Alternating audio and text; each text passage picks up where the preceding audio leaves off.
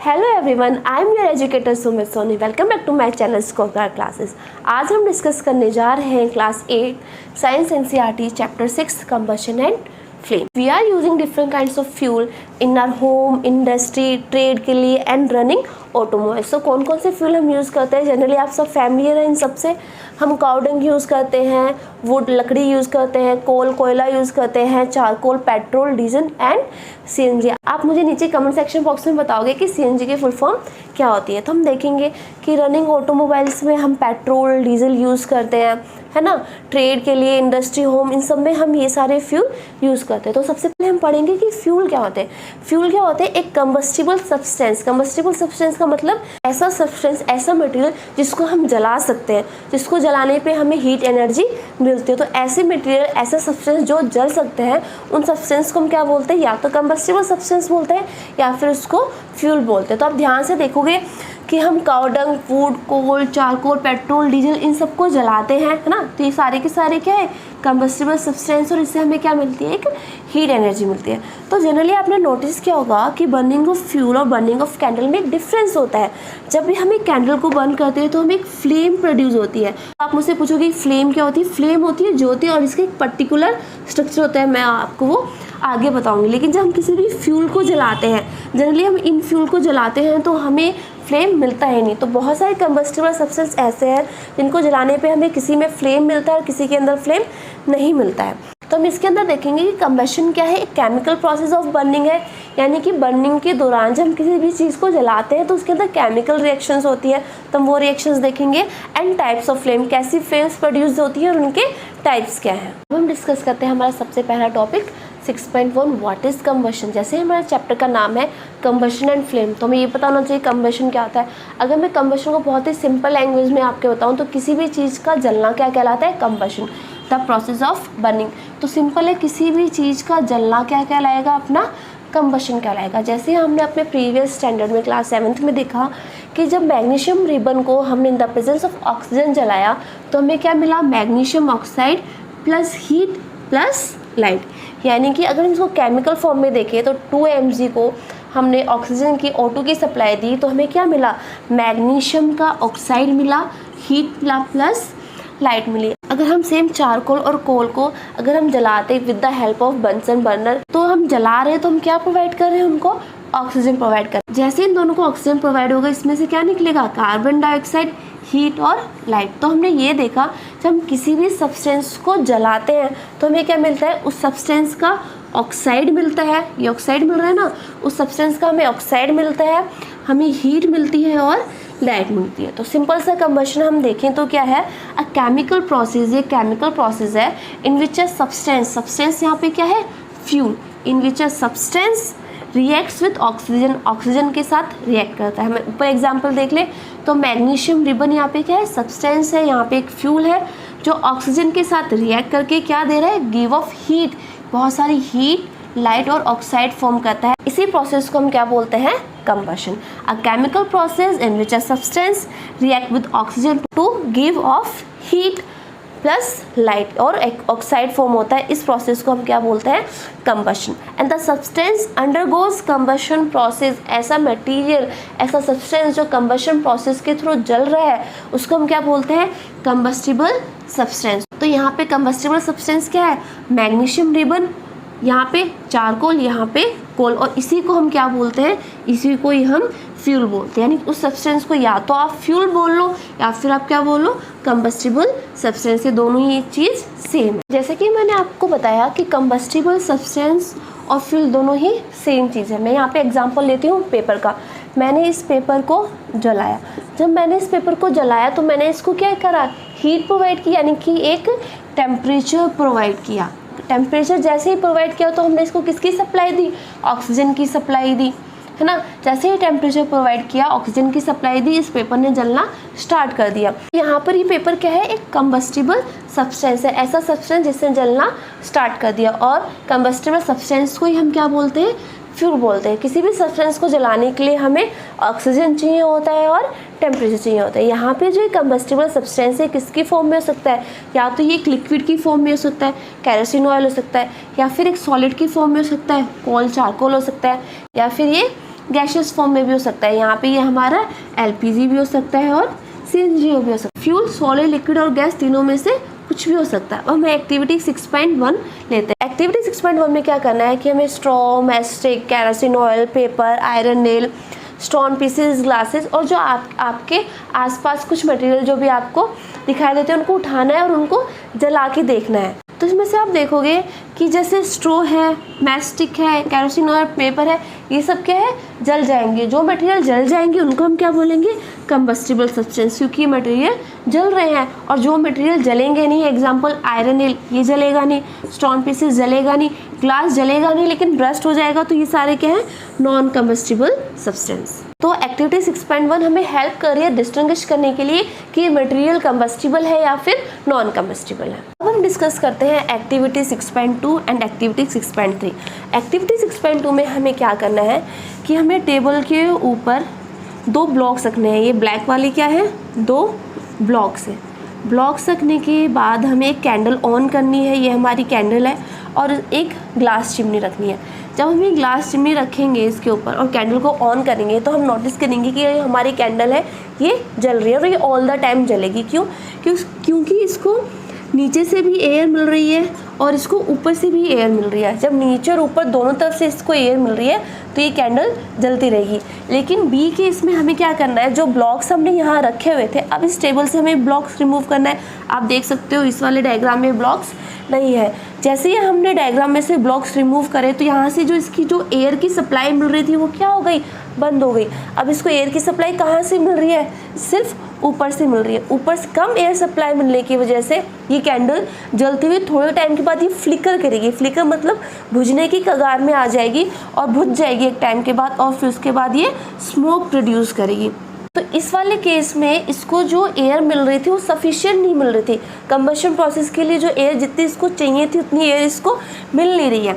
लेकिन third case में क्या करना है कि हमने नीचे से ब्लॉक भी हटा दिए, ये कैंडल जल रही है और जलते हुए कैंडल के ऊपर लाके हमने क्या किया, एक ग्लास प्लेट रख दी। ग्लास प्लेट रखने से क्या हुआ, इसको नीचे से जो एयर की सप्लाई मिल रही थी वो भी बंद हो गई और जो ऊपर से मिल रही थी वो भी बंद हो गई। और ऊपर से जैसे ही इसको एयर की सप्लाई बंद होगी ये कैंडल क्या करेगी, ऑफ हो जाएगी, जलना बंद हो जाएगी। हम एक्टिविटी 6.3 देखते हैं। एक्टिविटी 6.3 में क्या करना है कि हमें एक तवा लेना है, पैन कुछ भी ले सकते हैं, और इसके अंदर हमें एक फ्यूल रखना है। ये फ्यूल हमारा क्या होगा, या तो कोल होगा या फिर चारकोल होगा। आप कोई भी फ्यूल यूज़ कर सकते हैं यहाँ पे, है ना। जब ये कोल और चारकोल या फिर चारकोल जल रहा होगा तो हमें जलते हुए पे इसमें क्या करना है, एक ग्लास, हमें इसे ग्लास प्लेट से कवर कर देना। जैसे हम ग्लास प्लेट से कवर करेंगे तो हम देखेंगे जो कोल या फिर जो चारकोल, जो भी हमारा फ्यूल हमने यहाँ पे लिया है, एक टाइम के बाद ये जलना बंद हो जाएगा। ठीक है। नॉर्मली आपने नोटिस किया होगा कि किसी पर्सन को फायर कैच कर लेती है तो हम जनरली क्या करते हैं, उसके अराउंड एक ब्लैंकेट रैप करते हैं ना। Blanket wrap around a person whose clothes catch fire. ठीक है। किसी पर्सन को आग ने अगर कैच कर लिया तो उसके चारों तरफ ब्लैंकेट कवर करते हैं। तो हम देखते हैं कि थोड़े टाइम के बाद ब्लैंकेट की वजह से आग जलना बंद हो जाती है। क्यों? क्योंकि ब्लैंकेट एक सराउंडिंग प्रोवाइड करती है, किसके बीच में, उस पर्सन के बीच में और एयर के बीच में। ये अपना पर्सन जल रहा है और ये अपनी एयर है, तो ये ब्लैंकेट क्या करता है, एक सराउंडिंग फॉर्म कर देती है, जिसकी वजह से एयर की सप्लाई क्या हो जाती है, बंद हो जाती है। जो पर्सन को जो फायर कैच किया होता है वो भी बंद हो जाती है। तो इन तीनों चीज़ों से, इन 2 एक्टिविटी और इस एग्जाम्पल से हमें पता चलता है कि air is very compulsory for combustion process. हमने जब यहाँ पे एयर की सप्लाई बंद की तो आग जलना बुझ गई, यहाँ पे हमने एयर की सप्लाई बंद की तो यहाँ पे भी आग जलना बुझ गई। जलते हुए पर्सन के चारों तरफ हमने ब्लैंकेट रखा तो भी क्या, आग बुझ गई। तो इन तीनों कंडीशन से हमें पता चल रहा है कि air is very necessary for combustion process. और हाँ, अगर आपको मेरा वीडियोस अच्छा लगे तो please like it, subscribe it and share it with your friends, which means lots to me. आपने कभी नोटिस किया है कि आप मैचस्टिक को लेते हो, जब तक हम उसे रब नहीं करते हो मैचस्टिक क्या होती है, जलती नहीं है। जैसे कि आप एग्जाम्पल ले लो एक पेपर का, पेपर को अगर हम कैंडल के नीचे रखेंगे तो पेपर इजीली जल जाएगा। वहीं आप दूसरे एग्जांपल ले लो वुड का, अगर वुड को हम कैंडल के नीचे रखेंगे तो वुड क्या जलेगा? ऑफ कोर्स वुड नहीं जलेगा। ऐसा क्यों कि पेपर को कैंडल के नीचे रखते ही पेपर जलने लग जाता है, लेकिन वुड को कैंडल के नीचे रखते हैं तो वुड नहीं जलता है? ऐसा इसलिए क्योंकि हमें किसी भी सब्सटेंस को जलाने के लिए इग्निशन टेम्परेचर चाहिए। अभी इग्निशन टेम्परेचर क्या होता है, the lowest temperature at which a substance catches A fire, सबसे लोवेस्ट टेम्परेचर जिस पर वो सब्सटेंस क्या करता है, फायर को कैच करता है। हम इसको एग्जाम्पल के थ्रू समझते हैं। सपोज करो हमारे पास एक पर्सन है ए, जब तक हम इसको 400 रुपीज़ नहीं देंगे ये खुश नहीं होगा। मैंने इसको अगर 380 रुपीज़ भी दे दिए तब भी ये खुश नहीं। ये खुश कब होगा, जब मैं इसको 400 रुपीज़ दूँगी। वहीं हमारे पास पर्सन है बी, ये 900 लेने पे खुश होता है और मैंने इसको 899 रुपीज़ भी दे दिए फिर भी ये खुश नहीं होगा। क्यों? क्योंकि उसको खुश होने के लिए क्या चाहिए, 900 रुपीज़ चाहिए। जैसे ही मैं इसमें 1 रुपया और ऐड ऑन कर दूँगी, उसके पैसे 900 होंगे, तो 900 रुपीज़ मिलते हैं, पर्सन बी क्या हो जाएगा, खुश हो जाएगा। वैसे ही इग्निशन टेम्परेचर होता है। सपोज करो हमारे पास फ्यूल ए है, इस फ्यूल का इग्निशन टेम्परेचर जब तक मैं इसको प्रोवाइड नहीं करूँगी, जब तक मैं इसको हीटअप नहीं करूँगी इस टेम्परेचर उस लेवल तक, ये सब्सटेंस ए जलेगा ही नहीं। तो हम कह सकते हैं कोई भी सब्सटेंस, कोई भी कंबस्टिबल फ्यूल को अगर हम जलाते हैं, उसको हमें जब तक हमें उसको हीट करना होता है, जब तक हमें उसे टेम्परेचर प्रोवाइड करना होता है, जब तक कि उसका टेम्परेचर उसके इग्निशन टेम्परेचर से ऊपर ना आ जाए। जैसे ही उसका टेम्परेचर हीटअप जो कर रहे हैं वाला टेम्परेचर जैसे इग्निशन टेम्परेचर के ऊपर जाएगा, वो फ्यूल क्या हो जाएगा, जलना स्टार्ट हो जाएगा। तो जिस पॉइंट से वो फ्यूल जलना स्टार्ट करता है वो टेम्परेचर उसका क्या कहलाता है, इग्निशन टेम्परेचर। अगर आप एग्जांपल लो वुड का और केरोसिन ऑयल का, इन दोनों के इग्निशन टेम्परेचर क्या है, डिफरेंट है। केरोसिन को आप थोड़ा सा भी हीटअप कर दोगे, केरोसिन ऑयल क्या हो जाएगा, जल जाएगा, है ना। वहीं अगर आप वुड को आप थोड़ा सा हीटअप करोगे तो वुड नहीं जलेगा, क्योंकि दोनों की इग्निशन टेम्परेचर क्या है, डिफरेंट है। तो समझ में आया, इग्निशन टेम्परेचर वो लोएस्ट टेम्परेचर होता है जिसके बाद से इग्निशन टेम्परेचर क्रॉस करने के बाद ही कोई फ्यूल क्या करता है, आग पकड़ता है। अब हम एक्टिविटी 6.4 देखते हैं। एक्टिविटी 6.4 में क्या करना है कि आपको कैंडल लेना है, कैंडल के ऊपर आपको पेपर कप लगाना है, ठीक है। ये कैंडल अपनी कैंडल के ऊपर हमने पेपर कप लगाया। भाई बी में भी हमें कैंडल लेनी है और कैंडल के ऊपर पेपर कप लगाना है, लेकिन डिफरेंस ये है कि हमने फिगर ए के अंदर वाटर भर रखा है पेपर कप के। ये हमारा क्या है, पेपर कप है कोन शेप में, और ये हमारी क्या है, दोनों कैंडल है। कैंडल के ऊपर हमने पेपर कप रखा हुआ है। इस पेपर कप में फिगर ए में हमने पेपर कप के अंदर पानी डाला है, लेकिन फिगर बी में पेपर कप के अंदर हमने कोई भी पानी नहीं डाला और इस कैंडल को हम जला देंगे। जैसे हमने कैंडल जला दी, इस पेपर कप के अंदर क्या है, वाटर है। हम देखेंगे इस पेपर कप में कोई भी एक्टिविटी नहीं होती, लेकिन फिगर बी में जब हम इस कैंडल को जलाएंगे ये पेपर कप क्या हो जाएगा, जलना स्टार्ट कर देगा। ये पेपर क्या कप हो जाएगा, क्या बर्न हो जाएगा और ये जलना स्टार्ट हो जाएगा और ये ख़त्म हो जाएगा। लेकिन ये पेपर कप में तो कुछ भी नहीं हुआ। क्यों? क्योंकि इस पेपर कप के अंदर क्या था, पानी। कंडक्शन प्रोसेस के थ्रू, किसके थ्रू, कंडक्शन प्रोसेस के थ्रू जितना भी हीट हमने इस कैंडल के थ्रू इस पेपर कप को प्रोवाइड करा, इस पेपर कप ने क्या करा, कंडक्शन के थ्रू सारा हीट किसको दे दिया, पानी को दे दिया। सारा का सारा हीट जब पानी को दे दिया तो इस पेपर कप का तो इग्निशन टेम्परेचर पहुंचा ही नहीं, और इग्निशन टेम्परेचर नहीं पहुंचा तो इस पेपर ने चलना भी स्टार्ट नहीं करा। लेकिन इस वाली कंडीशन में हमने इसको जैसे ही टेम्परेचर प्रोवाइड किया, इसका इग्निशन टेम्परेचर क्रॉस हुआ, ये पेपर कप जल गया। इसमें इसका इग्निशन टेम्परेचर इसलिए क्रॉस नहीं हुआ कि उसकी जितनी भी हीट हमने प्रोवाइड की है, इस पेपर कप ने सारी की सारी हीट किसको, कंडक्शन के थ्रू किसको दे दिया, पानी को दे दिया। अगर हम इसको और हीटअप करेंगे तो एक टाइम के बाद, एक पर्टिकुलर पीरियड के बाद ये पानी क्या बॉयल होना स्टार्ट हो जाएगा, लेकिन इस पेपर कप को कुछ भी नहीं होगा क्योंकि इसका इग्निशन टेम्परेचर तो क्रॉस हुआ ही नहीं। तो इस एक्टिविटी से हमें ये पता चलता है कि इग्निशन टेम्परेचर भी एक मेजर रोल प्ले करता है किसी भी चीज़ को बर्न करने के लिए। अब हम समझते हैं कि इनफ्लेमेबल सब्सटेंस क्या होता है। The substance which have very low ignition temperature, ऐसे सब्सटेंस जिनका इग्निशन टेम्परेचर बहुत ही कम होता है and can easily catch fire with flame. ठीक है, अगर थोड़ी सी भी फ्लेम हम उनको प्रोवाइड करा देंगे तो फायर को ईजिली कैच कर लेंगे। आपने हाईवे में देखा होगा बड़े बड़े ट्रक्स जाते हैं जिसके ऊपर लिखा होता है इनफ्लेमेबल सब्सटेंस कीप डिस्टेंस। क्यों? क्योंकि उन सब्सटेंस का इग्निशन टेम्परेचर इतना ही लो होता है कि थोड़ा सा स्ट्राइक करने पर भी, आपस में थोड़ा सा भी रब करने पर वो इनफ्लेमेबल सब्सटेंस क्या करते हैं, फायर को कैच कर सकते हैं। तो ऐसे सब्सटेंस को हम क्या बोलते हैं, इनफ्लेमेबल सब्सटेंस। थोड़ी सी भी अगर फ्लेम मिल गई, उनका इग्निशन टेम्परेचर इतना लो है कि वो सडनली क्या कर लेंगे, फायर को कैच कर लेंगे। इसका एग्जाम्पल क्या है, petrol, alcohol and liquefied petroleum gas, जिसको हम LPG बोलते हैं। थोड़ा सा भी हीटअप करने पर इनका इग्निशन टेम्परेचर इतना लो होता है कि इजीली फायर को कैच कर लेते हैं। अब हमारा नेक्स्ट टॉपिक है 6.2 how do we control fire. हम फायर को कैसे कंट्रोल करते हैं, लेकिन उससे पहले हम ये देखेंगे कि फायर को जलने के लिए हमें किन किन चीज़ों की ज़रूरत होती है। सपोज़ करो मैंने एक पेपर जलाया, ये क्या है, मेरा पेपर है, और मैंने इसको बंद करना स्टार्ट कर दिया। तो ये पेपर जो है मेरा, ये यहाँ पे क्या है, फ्यूल है, ये कंबस्टिबल सब्सटेंस है क्योंकि मैं इसको जला रही हूँ। तो हमें 3 रिक्वायरमेंट होती है किसी भी चीज़ को जलाने के लिए। फर्स्ट हमें फ्यूल चाहिए, ये तो हमारे पास होना चाहिए ना कि हमें जलाना क्या है। तो हम किसको जला रहे हैं, यहाँ पे पेपर, और पेपर हमारे यहाँ पे क्या है, फ्यूल।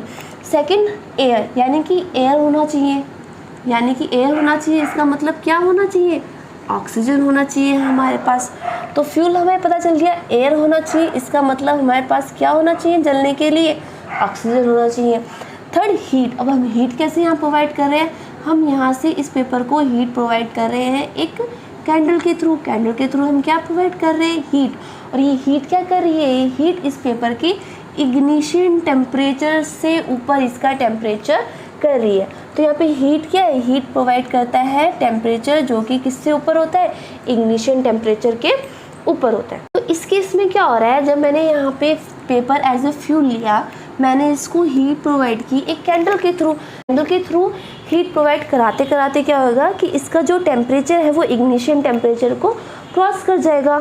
और यहाँ पे प्रेजेंस किसकी है, एयर की भी प्रेजेंस है, इसको ऑक्सीजन की भी सप्लाई अच्छी हो रही है। जैसे जैसे ऑक्सीजन की सप्लाई अच्छी हो जाएगी, ये पेपर जलना स्टार्ट हो जाएगा। यानी कि किसी भी चीज़ को जलाने के लिए हमें फ्यूल चाहिए, एयर चाहिए, और उसको हीट प्रोवाइड कराना है ताकि उसका टेम्परेचर इग्निशन टेम्परेचर को क्रॉस कर जाए। अब देखो यहाँ पे एक घर जल रहा है ना, तो ये घर क्या है, यहाँ पे घर फ्यूल का काम कर रहा है, ठीक है, और जल रहा है, इसका मतलब जो उसका टेम्परेचर वो ऑलरेडी इग्निशन टेम्परेचर के ऊपर है, और यहाँ पे ऑक्सीजन की भी सप्लाई इजीली हो रही है। तो आप मुझे बताओ, तो आग को बुझाने के लिए हमें क्या करना है, इन तीनों में से एक भी चीज़ को हमें क्या करना है, विड्रॉ करना है, हमें हटाना है। अब यहाँ पे ये घर जल रहा है, तो आप यहाँ पे घर क्या है, फ्यूल है, आप पूरे के पूरे घर को हटा सकते हो क्या, पॉसिबल नहीं है। मोस्ट ऑफ द केस में फ्यूल को हटाना पॉसिबल नहीं होता, लेकिन हम ऑक्सीजन की सप्लाई को बंद कर सकते हैं। हम उस फ्यूल के ऊपर जो ऑक्सीजन सराउंडिंग है उस ऑक्सीजन की सप्लाई को बंद कर सकते हैं, ठीक है, यानी कि हम ऑक्सीजन एयर को बंद कर सकते हैं। थर्ड है इग्निशन टेम्परेचर। अगर हम टेम्परेचर को उसी इग्निशन टेम्परेचर से नीचे ले आए तो भी फ्यूल क्या होगा, जलना बंद हो जाएगा। यानी कि मोस्ट ऑफ द केस में हम फ्यूल को नहीं हटा सकते, लेकिन एयर और हीट को हम दोनों को हटा सकते हैं। उसी के थ्रू हमें फायर को क्या करना है, कंट्रोल करना है। अब हम बात करते हैं, कोई घर जल रहा है, घर जलते ही फायर ब्रिगेड से फायर एक्सटिंग्विशर की गाड़ियाँ आती है और आग को बुझा देती है। आपने नोटिस किया होगा, जो फायर ब्रिगेड होते हैं उनके हाथ में लंबे लंबे पाइप होते हैं, और लंबे लंबे पाइप में क्या होता है, पानी। वो पानी को उस फ्यूल के अराउंड, जो भी सपोज करो यहाँ पे फ्यूल क्या है, घर है, ठीक है, ये घर जल रहा है, तो फायर ब्रिगेड होती है, उनके पास बड़े बड़े पाइप होते हैं, पाइप के थ्रू क्या करते हैं, पानी का छिड़काव करते हैं। जैसे ही पानी का छिड़काव करते हैं, एक घर के ऊपर पानी का छिड़काव कर रहे हैं, तो इग्निशन टेम्परेचर से उसका टेम्परेचर क्या हो जाता है, कम हो जाता है, और आग जलना बंद हो जाती है, ठीक है। तो पानी क्या करता है, उसके टेम्परेचर को इग्निशन टेम्परेचर से नीचे ले आता है और आग जलना बंद हो जाती है। सेकंड केस में क्या है, पानी से क्या होते हैं, जलते हुए आग के ऊपर डालेंगे तो पानी क्या प्रोड्यूस करेगा, वाटर वेपर प्रोड्यूस करेगा। वाटर वेपर क्या है, यहाँ पे जो ऑक्सीजन और फ्यूल के बीच में एक लेयर फॉर्म कर देंगे। इस लेयर फॉर्म से क्या होगा, cut off the supply of the air. ये फ्यूल है, ये अपना घर जल रहा है, यहाँ से ऑक्सीजन की सप्लाई, दोनों के बीच में क्या करेंगे, वाटर वेपर एक ब्लैंकेट फॉर्म कर देंगे। जैसे ब्लैंकेट फॉर्म कर देंगे तो फ्यूल को ऑक्सीजन की सप्लाई नहीं मिलेगी और यहाँ पे आग जलना बंद हो जाएगी। लेकिन उस केस में क्या होगा, अगर हम इलेक्ट्रिकल इक्विपमेंट की बात करते हैं, अगर इस केस में हम पानी डालेंगे तो हमें क्या हो जाएगा, इलेक्ट्रिक शॉक हो जाएगा। अगर किसी पेट्रोल के ड्रम में या ऐसा एरिया जहाँ पे पेट्रोल भरा हुआ है वहाँ पे आग लगे, अगर वहाँ पे हम पानी डालेंगे तो क्या हो जाएगा, आग जलना नहीं रुकेगी। क्यों, क्योंकि ये पेट्रोल है अपना, और पेट्रोल के ऊपर जैसे ही हम पानी डालेंगे तो वाटर क्या होता है, हैवियर होता है। जैसे ही हमने पानी डाला, पानी क्या आ जाएगा, यहाँ नीचे आ जाएगा, और पेट्रोल वापस से कहाँ चला जाएगा, ऊपर। यानी कि ये जो ऑक्सीजन की सप्लाई है इसको बंद नहीं कर पाएगा, यहाँ पे एक ब्लैंकेट फॉर्म नहीं कर पाएगा और आग जलना बंद नहीं होगी। सेम ऑयल के केस में भी ये पानी डालेंगे और वाटर क्या है, हैवियर है, पानी नीचे आ जाएगा और ये फ्यूल वापस से ऑक्सीजन की सप्लाई इस फ्यूल को कंटिन्यू होती रहेगी और आग जलना बंद नहीं होगी। इस केस में हम क्या यूज़ करते हैं, इस केस में हम यूज़ करते हैं CO2। अगर देखा जाए तो CO2 सबसे बेस्ट और सबसे एक्सीलेंट फायर एक्सटिंग्विशर है। क्यों?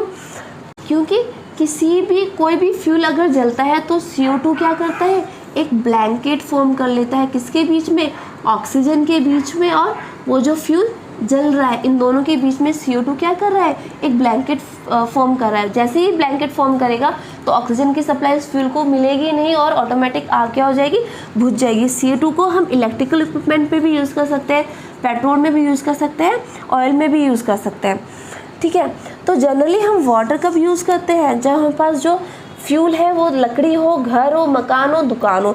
लेकिन पर हम CO2 यूज़ करते हैं अगर इलेक्ट्रिकल इक्विपमेंट, पेट्रोल या ऑयल ऐसी चीज़ें जलती है तो हम CO2 as a fire extinguisher use कर सकते हैं। अगर हमारे पास CO2 नहीं है तो हम क्या यूज़ कर सकते हैं, सोडियम बाइकार्बोनेट यूज़ कर सकते हैं या फिर पोटेशियम बाइकार्बोनेट यूज़ कर सकते हैं। दोनों ही ड्राई पाउडर होते हैं। जो फ्यूल जल रहा होता है अगर उनके ऊपर ये दोनों में से कोई एक भी ड्राई पाउडर छिड़क दिया जाए तो ऑक्सीजन के कांटेक्ट में आते ही ये CO2 रिलीज़ करेंगे और CO2 क्या करेगी, एक ब्लैंकेट फॉर्म कर देगी ऑक्सीजन और फ्यूल के बीच में जो चीज़ चल रही है। आपने देखा होगा जनरली हॉस्पिटल, आजकल हर बिल्डिंग के अंदर एक रेड कलर की सिलेंडर लिखा होता है और उसके ऊपर लिखा होता है फायर एक्सटिंग्विशर। क्यों? अगर किसी भी कंडीशन में उस जगह पे आग पकड़ती है तो हमें उस फायर एक्सटिंग्विशर जिसके अंदर CO2 है उसका छिड़काव करना है। उन सिलेंडर के अंदर हम CO2 कैसे भरते हैं, हाई प्रेशर में हम सिलेंडर के अंदर लिक्विड फॉर्म में CO2 को भरते हैं। अगर ऐसी कंडीशन जहाँ पे आग पकड़ जाए हम CO2 को as a fire extinguisher use कर सकते हैं और CO2 सबसे एक्सीलेंट फायर एक्सटिंग्विशर है। अब हम डिस्कस करते हैं टॉपिक 6.3 टाइप्स ऑफ कंबशन। ये बहुत ही इंपॉर्टेंट टॉपिक है। इसमें जनरली एग्जामिनर आपसे या तो इंडिविजुअली पूछेगा कि what is rapid combustion, what is explosion, या फिर डायरेक्ट वो आपसे पूछेगा कि टाइप्स ऑफ कंबशन आप एक्सप्लेन करो। तो इसमें फर्स्ट टाइप है अपना रैपिड कंबशन। रैपिड कंबशन का मतलब, रैपिड मतलब क्या होता है, जल्दी से बर्न हो जाना। जनरली आपने अपने किचन में देखा होगा कि जब आप किचन में जाकर गैस स्टोव को ऑन करोगे, लाइटर दोगे तो वो गैस क्या हो जाती है, ऑन हो जाती है और हमें दिखाई देती है। तो वो एग्जांपल हमारा किसका है, रैपिड कंबशन। रैपिड कंबशन में क्या होता है, जो फ्यूल होता है वो अपना जल्दी से जल जाता है, जलने के बाद वो हमें हीट प्रोवाइड करेगा। हीट प्रोवाइड करेगा मतलब एनर्जी प्रोवाइड कर रहा है, प्लस लाइट हमें दिखाई भी देगा। रैपिड कंबशन में आपको एक चीज़ याद रखने की ज़रूरत है कि रैपिड कंबशन में हमें एक एक्सटर्नल सोर्स की नीड होती है।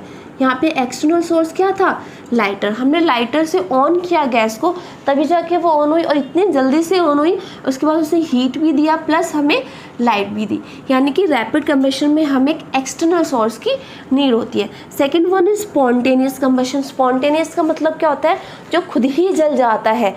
एग्जाम्पल हम लेते हैं फॉस्फेरस को। फॉस्फेरस को जनरली हम कहाँ रखते हैं, पानी के अंदर रखते हैं। पानी के अंदर हमने फॉस्फेरस को रखा हुआ है, लेकिन जब जैसे पानी से हम फॉस्फेरस को बाहर निकालेंगे, किसमें, रूम टेम्परेचर में आएगा। जब फॉस्फेरस, जैसे ही फॉस्फेरस रूम टेम्परेचर में आया, इसका मतलब किसके कांटेक्ट में आया, एयर के कांटेक्ट में। और एयर के कांटेक्ट में आते ही वो क्या हो जाएगा, ब्रस्ट हो जाएगा। ब्रस्ट होने के बाद वो क्या निकालेगा, फ्लेम निकालेगा, बहुत सारा धुआं। तो ऐसी कंडीशन किसके अंदर आती है, स्पॉन्टेनियस कंबशन के अंदर।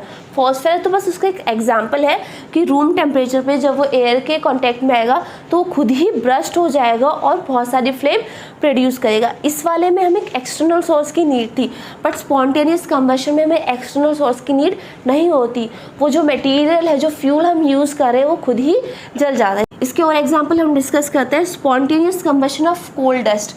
कोल माइंस के अंदर कोल डस्ट और कोयला खुद ही जलने लग जाता है ना। Second one is spontaneous combustion of forest. आपने कभी टीवी में, न्यूज़ चैनल में सुना होगा कि इस कंट्री का फॉरेस्ट जल गया या इस कंट्री का बहुत सारा फॉरेस्ट का नुकसान हो गया जलने की वजह से। तो वो किसके अंदर आते हैं, वो स्पॉन्टेनियस कंबशन के अंदर आते हैं कि जो फ्यूल है वो खुद ही जल जाता है और इसके अंदर हमें कोई भी एक्सटर्नल सोर्स की नीड नहीं होती। क्यों, क्योंकि वो मटेरियल खुद ही जल रहा है। Third one is explosion. Explosion मतलब सडनली ब्रस्ट होना। इसके अंदर क्या होता है, एक्सप्लोजन का एग्जाम्पल हम क्रैकर्स ले सकते हैं। इसके अंदर क्या होता है, हीट निकलती है, लाइट निकलती है, गैस और साउंड, ये दो हैं जो एक्स्ट्रा निकलते हैं। रैपिड कंबशन और एक्सप्लोजन में सिर्फ डिफरेंस क्या है कि यहाँ पे भी ये भी रैपिडली, ये भी जल्दी से, ये हीट प्रोड्यूस कर रहा है, ये भी हीट प्रोड्यूस कर रहा है, ये लाइट प्रोड्यूस कर रहा है, ये भी लाइट प्रोड्यूस कर रहा है। हमें इसमें एक्सटर्नल सोर्स की नीड होती है, हमें इसके अंदर भी एक्सटर्नल सोर्स की नीड होती है। बट डिफरेंस क्या है कि इसके अंदर गैस निकलती है, इसके अंदर गैस नहीं निकलती, और ये साउंड प्रोड्यूस करता है, ये साउंड प्रोड्यूस नहीं करता।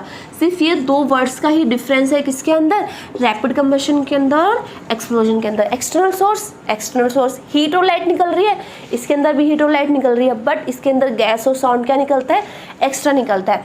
लेकिन स्पॉन्टेनियस कंबशन का डिफरेंस ये है कि ये खुद ही जल जाता है, हमें इसके अंदर कोई भी एक्सटर्नल सोर्स की नीड नहीं होती। नो एक्सटर्नल सोर्स नीडेड, ठीक है, हमें इसमें कोई भी एक्सटर्नल सोर्स की नीड नहीं होती, और ये जनरली ब्रस्ट हो जाता है इनटू फ्लेम्स।